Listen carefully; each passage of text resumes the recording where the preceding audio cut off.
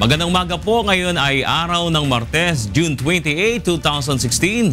Sa ngalan ni Kuya Daniel Rason, ako po si Bernard Dadis. Narito ang mga balita na aabangan ngayong umaga. Motion for reconsideration kaugnay ng pag-dismiss sa kaso ni Lieutenant Colonel Ferdinand Marcelino ihahain sa DOJ. Pagkakasangkot ng ilang local government units sa operasyon ng droga iimbestigahan ng DILG. COMELEC Chairman Andres Bautista nanindigang hindi magbibitiw sa pwesto, akusasyon ng failed leadership binaliwala. Geographic Information System gagamitin ng Pag-asa para sa mas mabilis na paglalabas ng babala tuwing may bagyo. At Guinness World Record sa pinakamaraming naitanim na puno sa loob ng isang oras, nakuha ng Bataan. Una sa ating mga balita ngayong umaga, magtutungo ngayong araw sa Department of Justice ang Philippine National Police Anti-Illegal Drugs Group upang maghain ng motion for reconsideration. Kaugnay ito ng na-dismiss na kaso ni Lieutenant Colonel Ferdinand Marcelino na paglabag sa Dangerous Drug Act of 2002 dahil sa kakulangan ng sapat na ebidensya. Matatandaang naaresto sina Marcelino at isang Chinese national sa mismong paggawaan ng shabu sa Santa Cruz, Maynila noong Enero.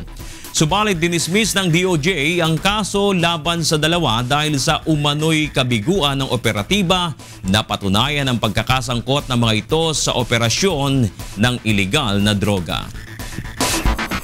Magsasagawa ng mas malalim na investigasyon ang Philippine National Police at Department of the Interior and Local Government sa mga nasa local government unit na umano'y sangkot sa operasyon ng iligal na droga.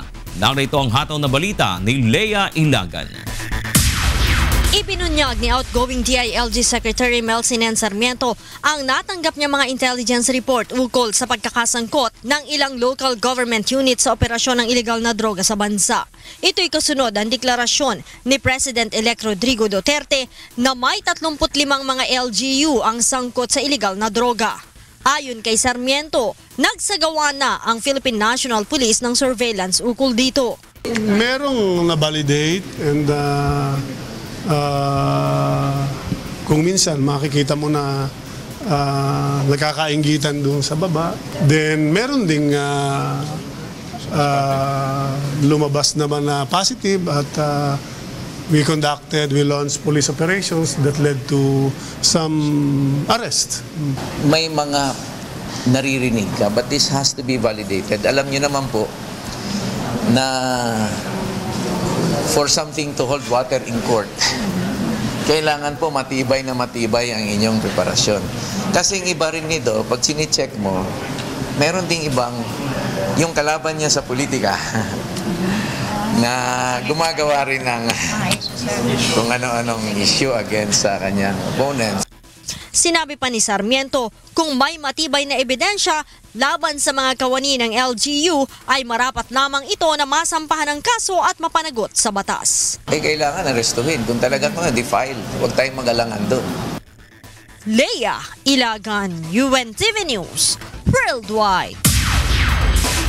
Nadagdagan pa ang bilang ng drug dependents na sumuko sa mga trinidad sa Cagayan de Oro City. Ayon kay Senior Superintendent Antonio Faro Olaguera, nasa 76 ang ikalawang batch ng umano'y drug users na voluntaryong sumuko sa mga pulis kahapon mula sa Barangay Agusan sa nasabing bayan. Una nang sumuko noong Biyernes ang 126 drug dependents na mula naman sa Barangay Puerto. Narito ang pahayag ni Senior Superintendent Antonio Faro Olaguera, ang direktor ng CDO City Police. Ang Station 3 kahapon we have 28 household kahapon. So kaya lang, very shy man kahapon. Ito anya ay resulta ng isinagawang Oplan Tukhang sa mga barangay upang pakiusapan ang mga sangkot sa iligal na droga na sumuko at sumailalim sa rehabilitation program. Positibo naman ang pulisya na masusundan pa ang bilang ng mga susukong drug dependents dahil sa mas pinaigting na kampanya kontra krimen at illegal drugs. Isang bag na naglalaman ng 6 na kilo ng hinihinalang shabu ang iniwan ng isang pasahero sa bus terminal sa Pasay. Mula sa Pasay may hataw na balita si Jericho Albano live. Go ahead, Jericho. Good morning, Bernard. Bago nga natagpuan itong nasa 6 na kilo ng shabu ay una munang binulabog ng bomb threat ang bus na biyaheng Davao sa isang terminal dito sa Pasay City kahapon ng hapon.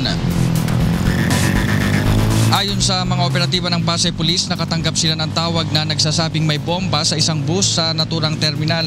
Agad namang rumisponde ang Explosive Ordnance Disposal Technicians ng Special Weapons and Tactics Team o SWAT ng Pasay Police. Ngunit pagkatapos ng pagsisiyasat sa bus ay walang natagpo ang bomba dito. Nang makalis ng mga rumisponding bomb expert ay saka naman napansin ng isang pasahero ng bus ang itim na bag na umano'y iniwan ng isang lalaking pasahero na nakaupo sa gitnang bahagi ng bus. Ipinalam ito sa isa sa mga empleyado ng bus station na siya namang tumawag sa mga pulis. Nang siyasatin ng mga otoridad ang laman nito, dito na tumambad ang 4 na plastic bag ng hinihinalang shabu na tinatayang nagkakahalaga ng 30 milyong piso. Dinalang mga ito sa Crime Laboratory ng Southern Police District para sa examination. Ayon pa sa investigasyon, posibleng naalarma ang suspect dahil sa mga nakita nitong mga operatiba na nagsasagawa din ng operasyon sa lugar laban sa illegal na droga. Bernard, sa ngayon ay iniimbestigahan na ng Pasay Police ang pagkakakilanlan nitong lalaking pasahero nga na nag-iwan ng bag na naglalaman ng illegal na droga. Bernard? Maraming salamat, Jericho Albano, nagulat ng live mula sa Pasay City. Naniniwala ang Catholic Bishops' Conference of the Philippines na magkakaroon ng malaking epekto sa mga Pilipinong nahatulan ng bitay sa ibang bansa ang planong pagbuhay sa death penalty. Narito ang pahayag ni CBCP Executive Secretary Rodolfo Diamante. Paano ka mag-a-appeal kung meron ka mismong parusang bitay dito sa sarili mong bayan? So that's going to really have an impact, and I hope our legislators, but more particularly, will really go into in-depth analysis nung issue ito. Batay sa datos ng gobyerno, halos 80 Pilipino pa ang nasa death row sa ibang bansa. Karaniwan ang umapila ang gobyerno upang mabigyan ng clemency o kaya'y mapababa ang sentensya sa kanila.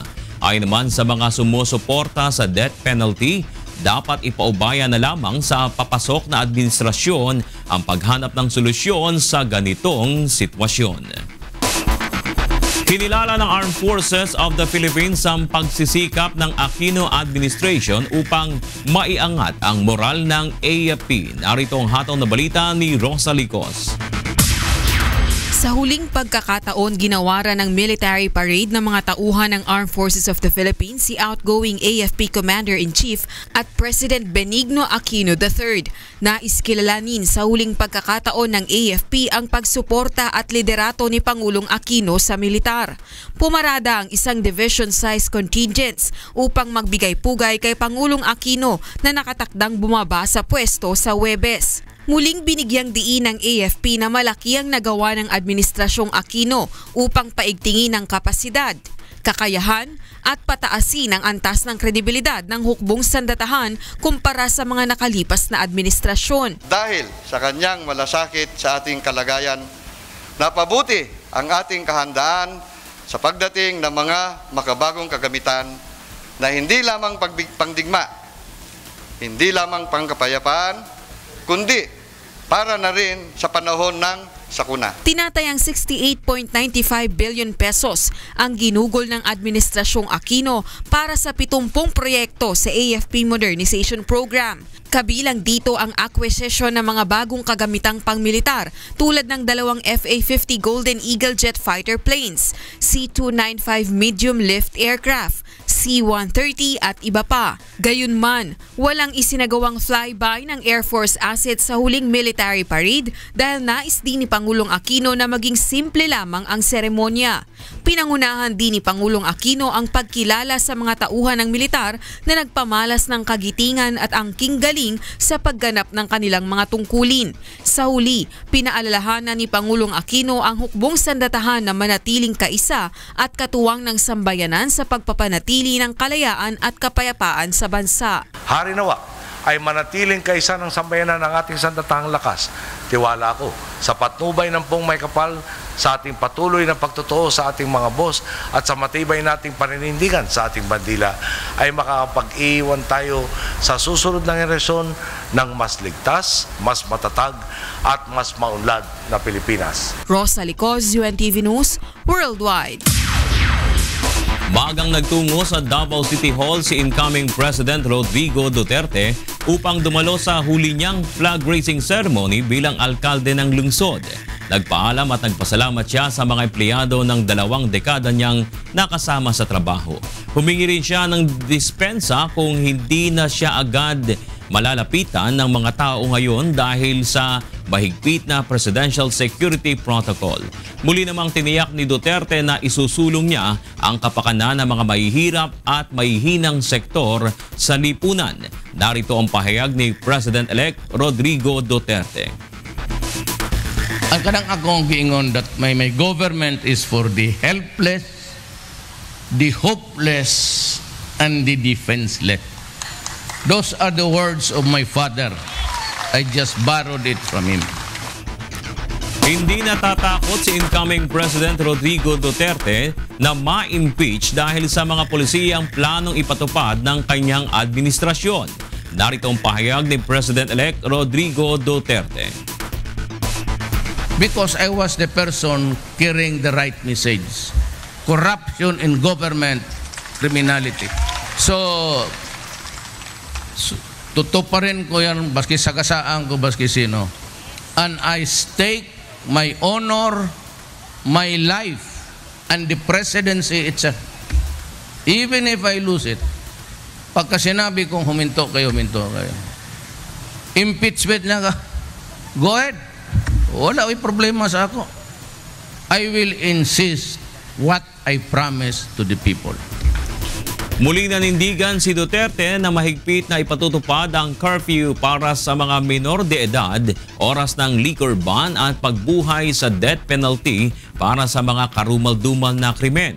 Hindi anya lubusang na ipatupad ang parusang kamatayan bago ito in-abolished, kaya marami ang nagsasabing hindi ito epektibo sa pagsugpo sa krimen. Hindi prioridad ng Government Peace Negotiating Panel ang pagpapauwi sa bansa kay Communist Party of the Philippines founder Joma Sison. Ayon kay incoming Government Peace Panel Chairman Silvestre Bello III, sa sentro ang peace talks sa social economic reform, political reform, pagpapatigil sa digmaan at ang disposition of forces. Narito ang pahayag ni incoming Government Peace Panel Chairman Silvestre Bello III. Sa amin kasi, more important than the return of Mr. Sison is the final peace agreement. With him or without him, if we are able to achieve a final peace agreement, susunod na lang yung pagdarating, pagpunta dito ni Mr. Sison. Una nang sinabi ni Sison sa panayam ng UNTV News noong June 20 na pinag-aaralan pa nila ang posibleng pagbabalik sa Pilipinas at titingnan pa ng kanyang mga abogado ang legal implications at consequences nito bilang recognized political refugee. Sumailalim na sa orientation ng mga bagong halal na senador ilang araw bago ang pagbubukas ng 17th Congress.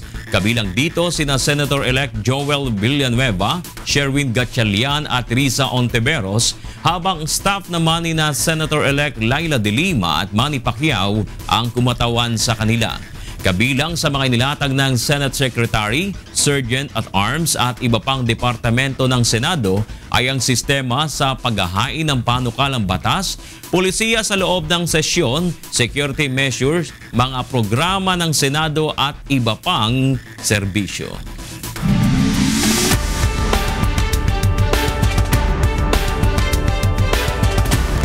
Sinubukan ng 20 tawang tibay ng glass bottom bridge na nakatayo 300 metro ang taas mula sa Zhangjiajie Grand Canyon ng Central Yunnan Province sa China. Pinukpok ng maso ang glass bridge na may kapal na 5 sentimetro at saka dinaanan ng isang 15 tons sports utility vehicle o SUV. Kumbinsido naman ang grupo sa tibay ng tulay dahil walang naging pinsala sa salamin matapos ang safety test. Sinimulang itayo ng China Construction Group ang tulay noong nakaraang taon at planong buksan sa publiko sa susunod na buwan. Nagkakahalaga ang tulay ng 250 million yuan na katumbas ng 1.8 billion pesos.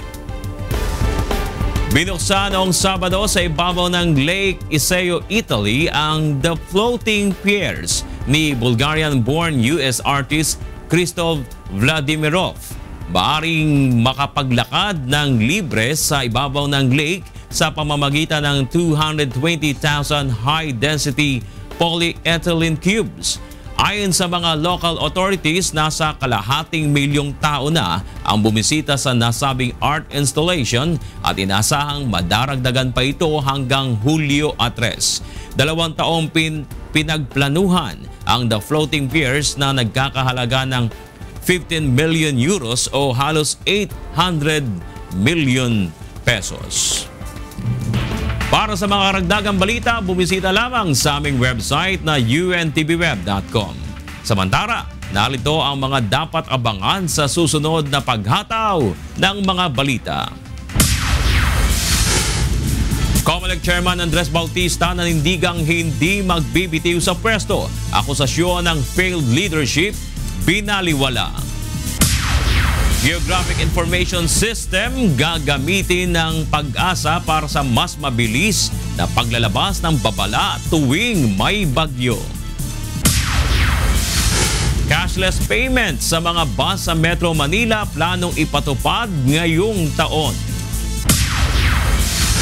At Guinness World Record sa pinakamaraming naitanim na puno sa loob ng 1 oras, nakuha ng Bataan. Binaliwala lang ni Commission on Elections Chairman Andres Bautista ang manoy failure of leadership ng kanyang pamamahala. Narito ang hatol na balita ni Victor Cosare. Magpupulong ngayong araw ang mga miyembro ng COMELEC on-bank upang resolbahin ang hindi pagkakaunawaan sa pagitan ni Chairman Andres Bautista at ng 6 na commissioners. Nais ni COMELEC Commissioner Rowena Guanzon na magkaroon ng executive session at sila na lamang ang mag-uusap upang maayos ang problema. I just want him to be collegial and follow the en-bank rules. And respect the independence of the commissioners. If we don't vote according to what he wants, he should not take it personally. There's no room for the faint-hearted in the Commission on Elections. Gusto ko na yung mga meeting are conducted in a professional manner. At sabi ko nga, dapat mayroong respeto at kortesiya sa isa't isa. At kung kami man ay hindi nagkakasundo, hindi dapat nagkakaroon ng binubulyawan o kaya sinisigawan. Una nang sinabi ng 6 na commissioners sa pamamagitan ng isang memorandum na bigo si Bautista na pamunuan ng maayos ang komisyon dahil sa iba't ibang dahilan. Kabilang dito ang delayed na pagbabayad ng honoraria sa mga guro, hindi agad pagpirma sa mga desisyon sa kaso at ang pagpapasa sa ibang commissioners ng trabahong dapat ay ginagampanan ng chairman. Subalit itinanggi ni Bautista ang mga paratang at nanindigan na hindi siya magbibitiw sa pwesto. Ang bawat naninilbis sa pamahalaan ay dapat hindi balansibuyas. Dapat tanggapin na ang batikos ay kasama sa trabaho. Pero hindi rin kami dapat kapituko sa aming mga posisyon na kung kami ay epektibo pa sa aming ginagawa, dapat kami nagpapatuloy sa aming panalang. Samantala, hindi naman makikialam sa pagpapatakbo ng barangay at sangguniang kabataan elections si Guanzon pati sina Commissioners Christian Robert Lim at Louie Tito Gia na pawang mga miyembro ng COMELEC First Division. Ayon kay Guanzon, tututukan na lamang nila ang pagresolba sa mga nakabinbing kaso sa kanila. Nilinaw naman ito na makikibahagi pa rin din sila sa on-bank sessions kasama na ang pagboto sa mga issue kaugnay sa darating na halalan gaya ng pag-aproba sa mga kailangang bilhing kagamitan. Victor Cosare, UNTV News, Worldwide. Sa ibang balita, gagamitin na ng Pag-asang teknolohiya ng Geographic Information System sa pagbibigay ng babala sa paparating na bagyo sa bansa. Darito ang hataw na balita ni Ray Pelayo. Mapabibilis na ang proseso ng paggawa ng ilalabas na babala ng Pag-asa kaugnay sa paparating na bagyo sa bansa. Ito ay sa pamamagitan ng Geographic Information System o GIS kung saan magiging automated na ang pagmamapa sa mga lugar na itataas ang babala o signal ng bagyo. Sa dating pamamaraan ay mano-mano ang paglilista na ginagawa ng mga forecaster sa pagtukoy sa mga lugar na maaapektuhan ng bagyo. Base dun sa mapa, titingnan natin anong probinsya ba yung nasakupan ng signal number 1. So isa-isahin natin yun na itatype. Kung minsan merong nakakalimutan o nakakaligtaan, kaya nagkakaroon din tayo ng error. At saka mas mabagal tayo. Magiging color-coded na ngayon na makikita sa mapa ang mga lugar na nakataas ang babala ng bagyo. Kulay asul ang signal number 1, yellow sa number 2, orange sa 3, red sa signal number 4 at violet naman sa 5. Agad ring ilalabas ang listahan ng mga lugar na nakataas ang babala ng bagyo hanggang sa municipal level. Under testing ito, tinatry natin. Siyempre sa umpisa, mahirapan tayo pero we have to adjust kasi ito na kasi yung trend natin ngayon Modernization na rin na ng Pag-asa. So kailangan i-automate. At saka makakasave tayo ng time dito kaysa sa dun sa forecaster iisa-isahin. Sa pagtama ng bagyong Ambo sa bansa kahapon ay nagpasimula na ring maglabas ang Pag-asa ng bulletin kada 3 oras upang madalas na marinig ng publiko ang lakas at direksyon na pupuntahan ng bagyo. Ray Pelayo, UNTV News, Worldwide. Dumating na ang 48 unit ng brand new utility trucks na binili ng Philippine National Police mula sa kanilang 2014 Capability Enhancement Program. Nagkakahalaga ito na mahigit 3 milyong piso bawat isa o may kabuang presyo na mahigit sa 144 million pesos.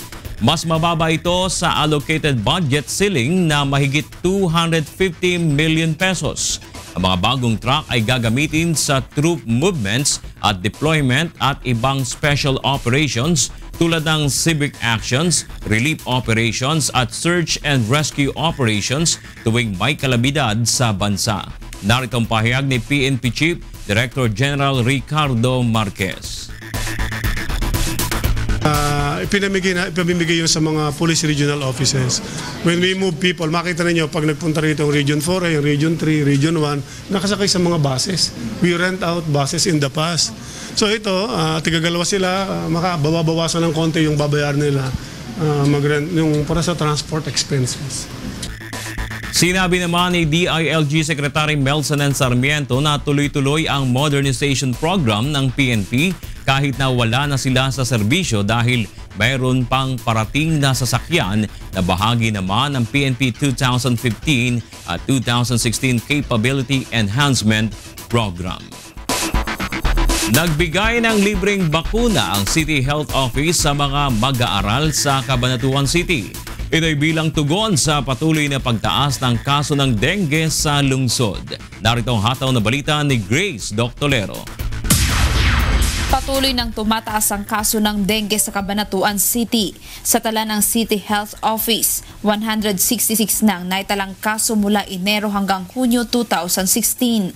Mas mataas ito kumpara sa naitalang 108 kaso sa kaparehong panahon noong 2015 at 2 sa mga ito ang nasawi. Bilang pag-iingat, nagsagawa ng bakuna kontra dengue ang City Health Office para sa grade 4 students sa mga pampublikong paaralan. Muli ring nagpaalala ang ahensya sa mga residente na maglinis at itapon ng maayos ang mga container kung saan maaaring maipon ang tubig na kalimitang pinamumugaran ng mga lamok na carrier ng dengue virus. Kung ang dengue po nangangagat sa araw, ang QLEX naman po mas mahilig siyang mangagat sa buong magdamag. Kaya pareho po silang medyo delikado at mahirap pong hanapin Kung talagang maliban, kung talagang sila tititigan natin, doon po natin makikilala. Nakatakda namang magsagawa ang City Health Office ng malawakang clean-up drive sa lahat ng pampublikong paaralan sa Cabanatuan sa buwan ng Hulyo. Ito ay bilang paghahanda sa mga pagbaha na maaaring idulot ng mga pag-ulan at pagpasok ng mga bagyo sa bansa. Kasama ang Nueva Ecija News Team, Grace Doctolero, UNTV News Worldwide. Sisimulan ngayong taon ang pagpapatupad ng cashless payment system sa mga pampublikong buses sa Metro Manila. Narito ang pahayag ni Peter Maher, Chief Executive Officer ng AF Payments. We hope to later on this year to be with some more bus partners. This is our second bus partnership. We are already working with HM Transport, who are one of the leading bus operators in the city. Inumpisahan na sa mga BGC bus sa Bonifacio Global City ang paggamit ng beep card na siya ring ginagamit sa MRT at LRT. Plano namang isunod ang AF Payments ang paggamit ng beep card na pambili sa mga convenience store. Pinasinayanan kahapon ng Land Transportation Office ang pagbubukas ng mga bagong driver's license renewal offices sa ilang shopping malls sa nakayang mag-accommodate ng halos 60 aplikante kada araw. Lain nito na gawing mas mabilis at convenient ang pagre-renew ng lisensya at maiwasan ang tambak na transaksyon sa LTO Central Office. Narito ang pahayag ni LTO Assistant Secretary Roberto Cabrera. In the central office, makikita po natin doon yung tambakan po nung mga tao ron. Kagandahan ho sa DLRO, although we are trying to address the problems with fixers, in DLROs, wala hong fixers dito.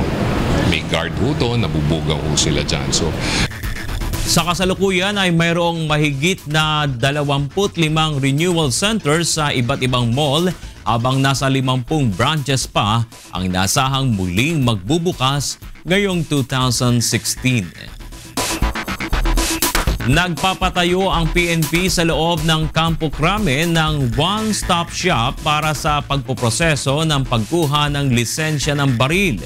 Kaya magiging mas madali na para sa mga gun owners ang mag-apply ng License to Own and Possess Firearms o LTOPTF. Ayon kay Philippine National Police Chief Director General Ricardo Marquez, hindi na kailangan ng mga aplikante na magpalipat-lipat ng gusali habang kinukumpleto ang proseso ng license application.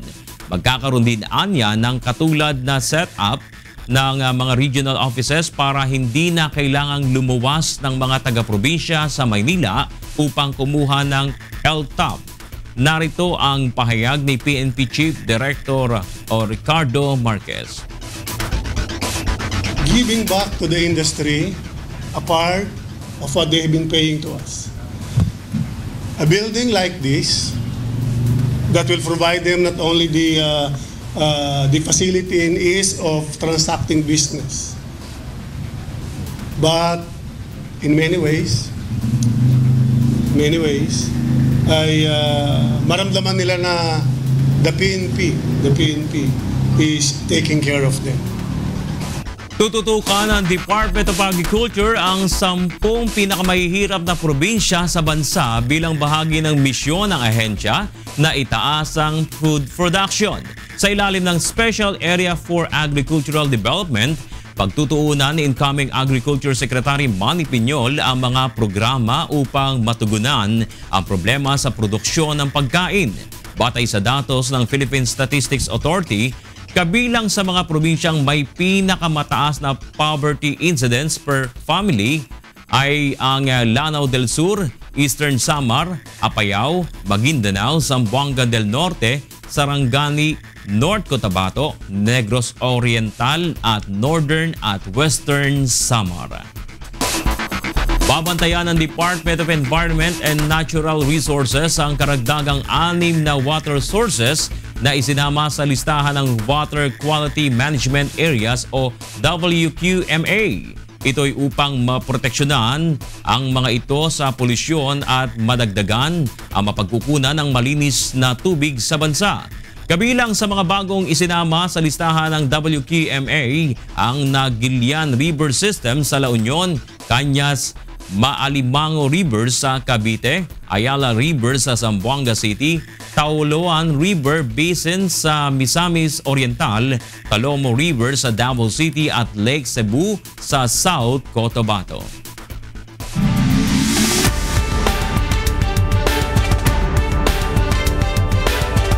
Isinusulong ngayon sa US Congress na idagdag sa 2017 budget ang mahigit $1 billion upang labanan ang patuloy na pagtaas ng kaso ng drug abuse at overdose sa Estados Unidos. Sa tala ng National Institute on Drug Abuse, halos 2.4 na milyong Amerikano ang nahaharap sa problema sa prescription drug addiction. Ayon sa Centers for Disease Control and Prevention o CDC, noong nakaraang taon ay mahigit 47,000 ang nasawi sa Estados Unidos dahil sa drug overdose. Narito ang pahayag ni Dr. Andrew Kolovny, ang Executive Director ng grupong Physicians for Responsible Opioids. The problem of addiction and overdose deaths to drugs from opium, that this problem has really been caused by the medical community writing too many prescriptions. Ang opioids ay mga gamot na tumutulong upang maibsan ang sakit na nararamdaman ng pasyente gaya ng morphine at codeine. Inirekomenda naman ng CDC ang prescription drug monitoring program upang ma-identify kaagad ng mga doktor kung mahigit na sa kinakailangan ang ginagamit ng isang pasyente. Alamin naman natin ang magiging lagay ng panahon ngayong araw mula kay Ray Pelayo na nasa UNTV Weather Center.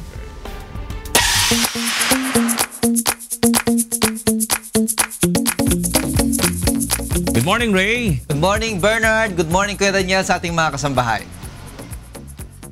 Kumusta ang lagay ng ating panahon ngayon? Well, Bernard, ngayon wala tayong nakita sa palibot ng Philippine Air Responsibility na mga bagyo after ng bagyong si Ambo. Pero may mga cloud cluster dahil umiilan ngayon itong Intertropical Convergence Zone. Diyan yung tinatawag natin na breeding area na maaaring pagmula ng panibagong LPO bagyo, Bernard. Sige, Ray, bigyan mo na sa amin ang kabuang lagay ng panahon sa maghapon. Narito po ang ilagay ng panahon sa mga susunod na oras. Yung pong Intertropical Convergence Zone nakaka-apekto pa rin po sa may area ng Palawan, sa Visayas at sa Mindanao. Sa forecast po ng Pag-asa, ang area po ng Palawan, magkakaroon nga po dyan ng makulimlim na lagay ng panahon at mahina hanggang sa katamtamang pag-ulan. Ang Metro Manila at nalalabing bahagi po ng Luzon, may improvement po lagay ng panahon pero may mga chance na magkakaroon po ng rain showers and thunderstorms o yung biglaan pong mga pag-ulan. Sa Science Garden sa Quezon City ngayong araw, maaari pong umabot sa 34 degrees Celsius ang maximum temperature. Tuwing 35, Baguio po 17 to 23 at sa may area po ng Puerto Princesa City sa Palawan hanggang 31 degrees Celsius. Ang buong Visayas, makulimlim po ang lagay ng panahon at magkakaroon din po dyan ng light to moderate rains. Sa Iloilo City hanggang 33 degrees Celsius ang maaari pong maitalang maximum temperature. 32 sa Metro Cebu at 31 degrees Celsius sa may Tacloban City. Buong Mindanao din po ay cloudy skies at makakaranas po dyan ng mahina hanggang sa katamtamang mga pag-ulan. Sa Cagayan de Oro City hanggang 33 degrees Celsius ang posible pong maitalang temperatura ngayong araw. Metro Davao 32 at 30 degrees Celsius sa may area po ng Zamboanga City. Ang ating pong sunrise, 5:30 a.m. Atin naman pong sunset, 6:29 p.m. Yan ang ating ulat panahon ng malamput umaraw. Huwag nating kalilimutang pasalamatan ang Diyos na lumalaw. Balik po sa inyo. Maraming salamat, Ray Pelayo mula sa UNTV Weather Center. Para sa mga karagdagang balita, bumisita lamang sa aming website sa untvweb.com. Samantala, narito ang mga balitang dapat abangan sa ikatlong paghataw ng mga balita. Motion for reconsideration kaugnay ng pagdismiss sa kaso ni Lieutenant Colonel Ferdinand Marcelino ihahain sa DOJ. Ilang kumpanya ng langis nagpatupad ng all price hike simula ngayong araw. Guinness World Record sa pinakamaraming naitanim na puno sa loob ng isang oras nakuha ng Bataan. At drone flying park binuksan sa Seoul, South Korea. Magtutungo ngayong araw sa Department of Justice ang Philippine National Police Anti-Illegal Drugs Group upang maghain ng motion for reconsideration. Kaugnay ito ng na-dismiss na kaso ni Lieutenant Colonel Ferdinand Barcelino na paglabag sa Dangerous Drug Act of 2002 dahil sa kakulangan ng sapat na ebidensya. Matatandaang naaresto sina Marcelino at isang Chinese national sa Shabu Laboratory sa Santa Cruz, Maynila noong Enero. Subalit dinismiss ng DOJ ang kaso dahil sa umano'y kabiguan ng operatiba na patunayang sangkot ang dalawa sa operasyon ng iligal na droga.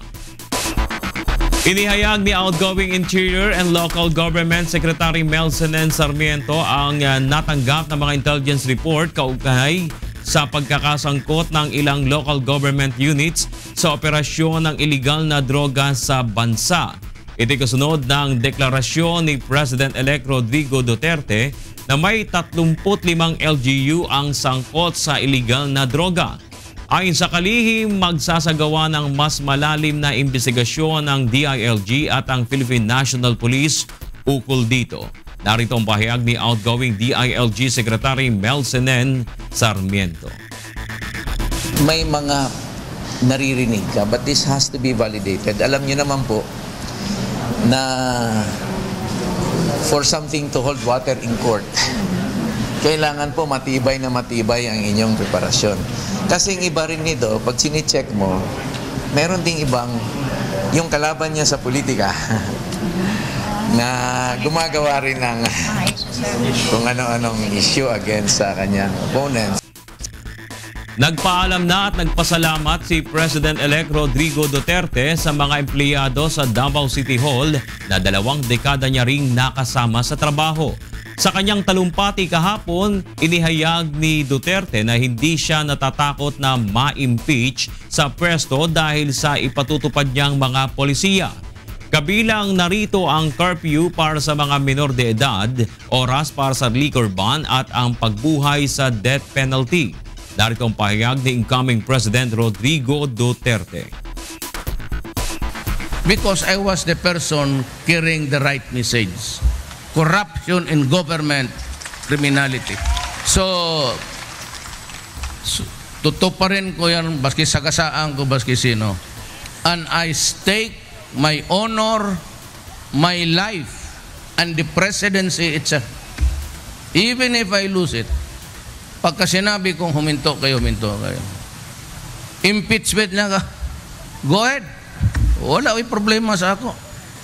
I will insist what I promise to the people. Muli namang tiniyak ni Duterte na isusulong niya ang kapakanan ng mga mahihirap at mahihinang sektor sa lipunan. Ito ay prinsipyo na minana niya sa kanyang ama na naging aktibo rin sa politika. Ginawaran ng military parade ng mga tauhan ng Armed Forces of the Philippines si outgoing AFP Commander-in-Chief at President Benigno Aquino III sa huling pagkakataon.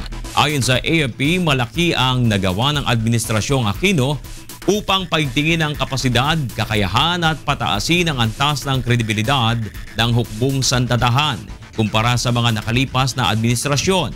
Samantala, pinangunahan naman ni Pangulong Aquino ang pagkilala sa mga tauhan ng militar na nagpamalas ng kagitingan at angking galing sa pagganap ng kanilang mga tungkulin.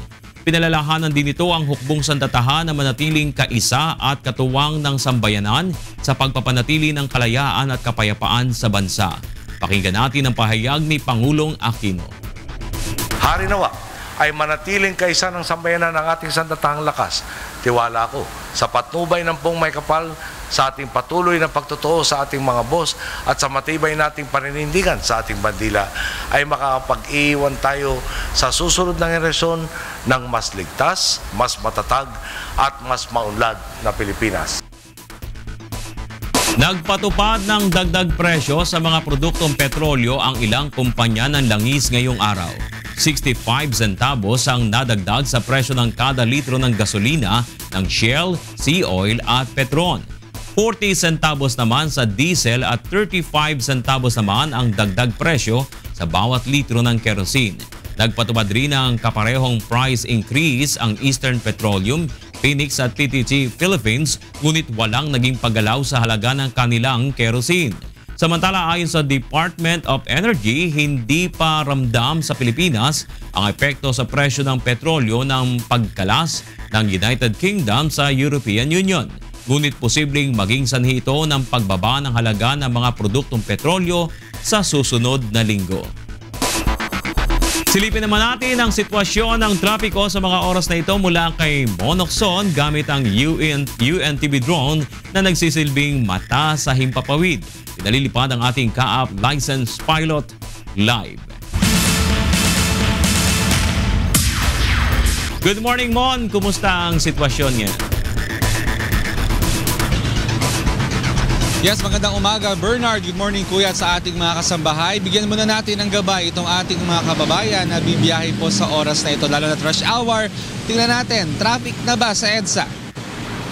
Sa mga maglalakbay po, magmula po dyan sa may area ng Muñoz, dyan pa lamang po sa lugar na yan, medyo wala naman po masyado maging problema, magmula po dyan sa may Balintawak area. Ang Muñoz southbound, light traffic po tayo, may counting delay lamang dyan sa may kanto ng Congressional at ng Roosevelt, pero ito pong southbound ng Muñoz ay walang masyado magiging problema.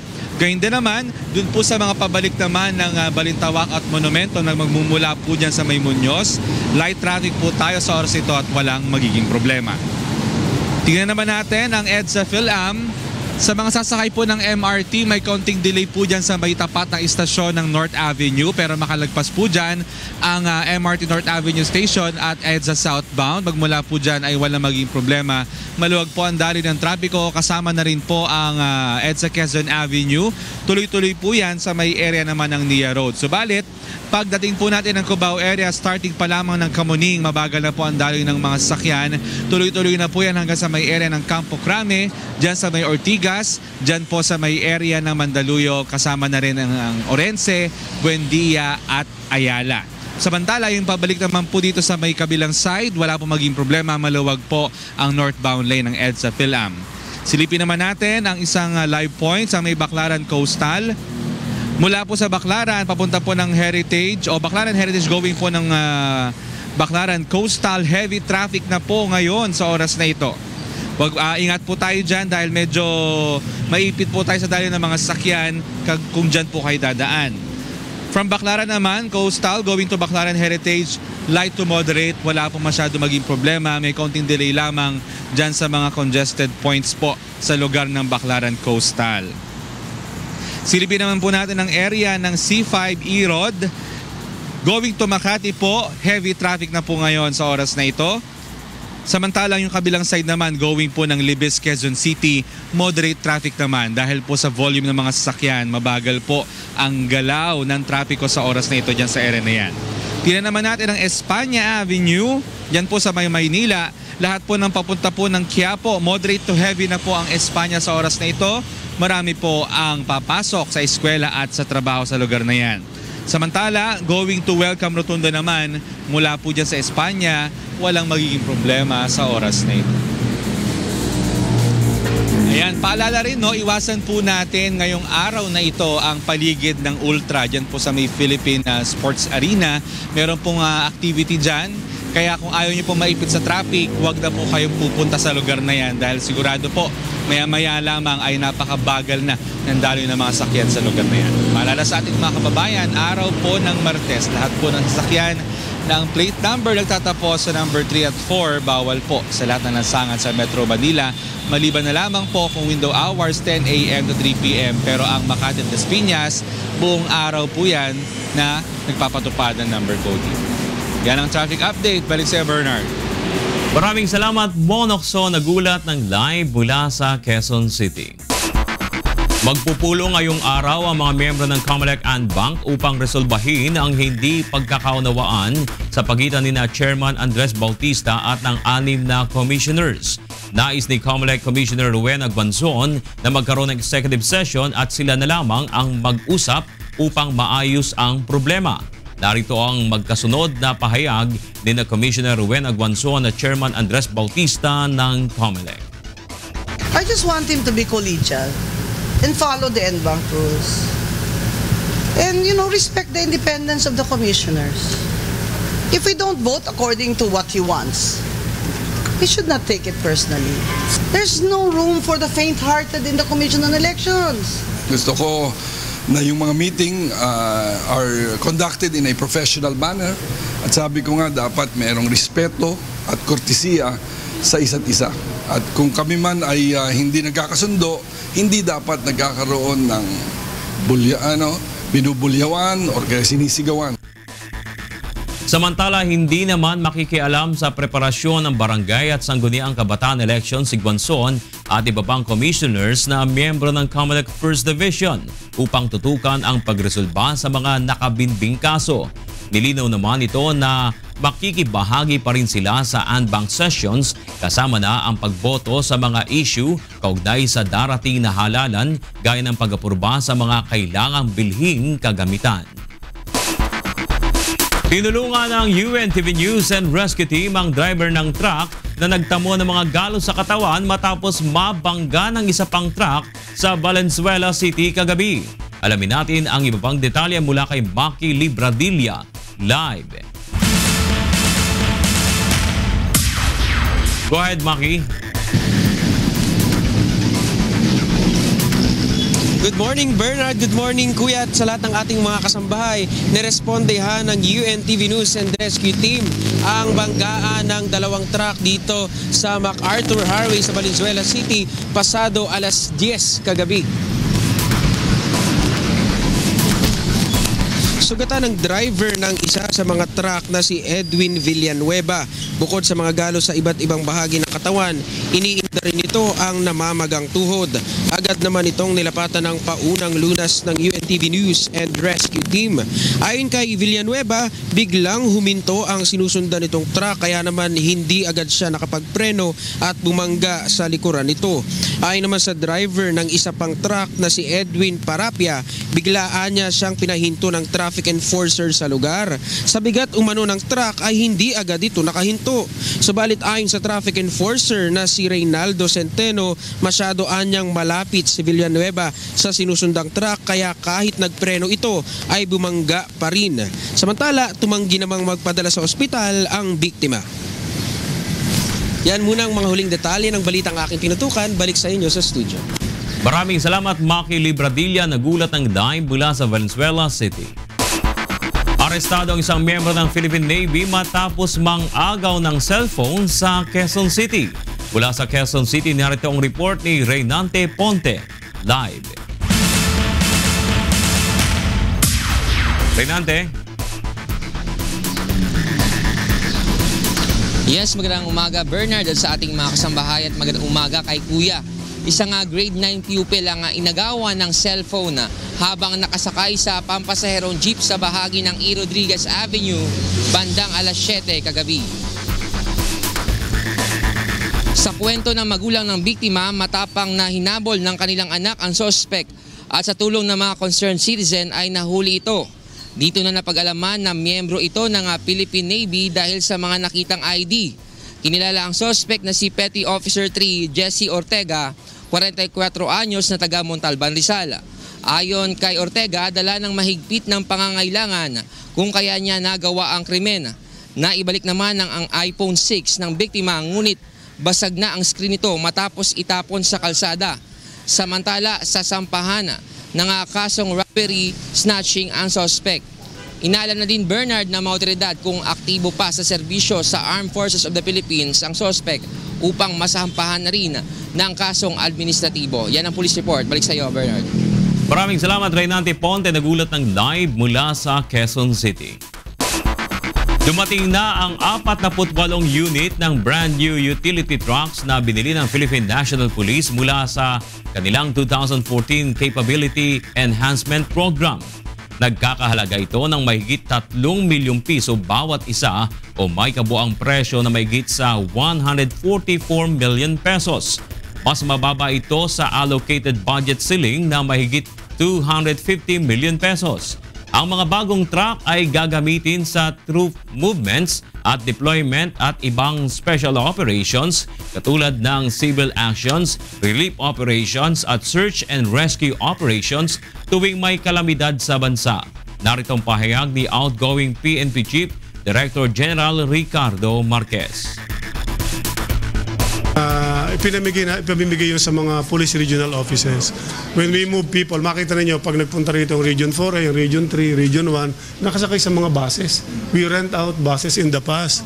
So ito, tigagalawa sila, babawasan ng konti yung babayar nila mag-rent yung para sa transport expenses. Nakuha ng lalawigan ng Bataan ang Guinness World Record na may pinakamaraming naitanim na binhi ng puno sa loob ng isang oras. May hataw na balita si Joshua Antonio. Ikinatuwa ng libo-libong kalahok ang anunsyo ng adjudicator hinggil sa matagumpay nilang pagkakakuha sa Guinness World Record sa may pinakamaraming naitanim na binhi ng puno sa loob lamang ng isang oras. Ayon sa adjudicator na si Dangaricar Swapnil Malesh, 233,393 trees ang kabuuang naitanim sa 40 hektarya ng lupain sa Orion, Bataan na mas marami kumpara sa record ng India na 208,751 trees. Mahigit sa 20,000 ang lumahok sa pagtatanim ng iba't ibang uri ng puno bilang pakikisa sa kampanya kontra climate change. Yung mga bundok na hindi napapakinabangan, mapakinabangan, ma-prevent yung soil erosion at makapag-contribute sa oxygen production, yung malinis na hangin dito po sa ating lalawigan. Mahigpit na binantayan ng adjudicator, mga polis at grupo ng auditing firm ang attempt upang masiguro na itanim ng maayos ang mga puno sa loob ng isang oras. Congrats po, yun po. Kasi hindi lang to para sa Bataan, buong Philippines din po yung mag-ano ng Guinness na po na record. Kung anong kahalagahan ng mga punong na itinanim namin dito. At may kukwento ko sa kanya na ipagmamalaki sa kanya, naging parte ako ng legacy na to. Ito na ang ikalawang Guinness World Record ng Bataan matapos makuha ng Balanga City ang largest dance fitness class title noong buwan ng Marso 2016. Kasama ang Bataan News Team, Joshua Antonio, UNTV News Worldwide.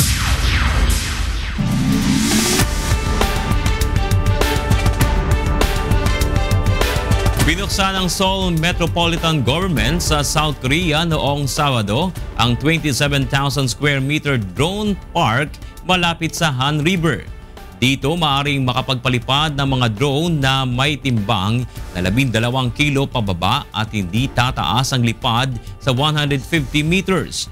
Ayon kay Director Kim Gun-tae ng Plan and Budget Department ng Seoul, matagal at hindi madali kumuha ng approval sa Security Department ng pamahalaan kapag nais ng mga taong magpalipad ng drones, kung kaya't nagbukas na sila ng drone park na hindi na makakailangan pa ng permit. May lawak na 160 meters ang runway nito na kayang mag-accommodate ng hanggang sa 30. Bukas ito mula alas 8 ng umaga hanggang alas 4 ng hapon. Nasa 7,500 ang membro ng Korea Aero Models Association at mahigit kumulang 80% sa kanila ang nagpapalipad ng mga drone bilang libangan. Para sa iba pang mga humahataw na balita, bumisita sa aming website ang untvweb.com. At yan ang mga hataw na balita ngayong araw ng Martes, June 28, 2016. Susunod na ang programang Bawal ang Pikon. Get it straight with Daniel Razon.